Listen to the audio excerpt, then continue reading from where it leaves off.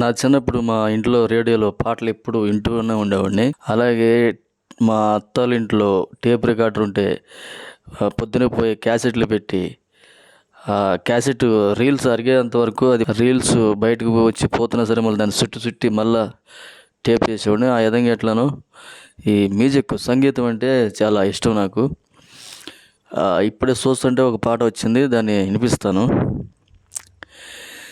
చిన్ని చిన్ని కళ్ళే అందం, బుజ్జి బుజ్జి బుగ్గ చిచిచి. ఇట్లా వస్తున్నావా?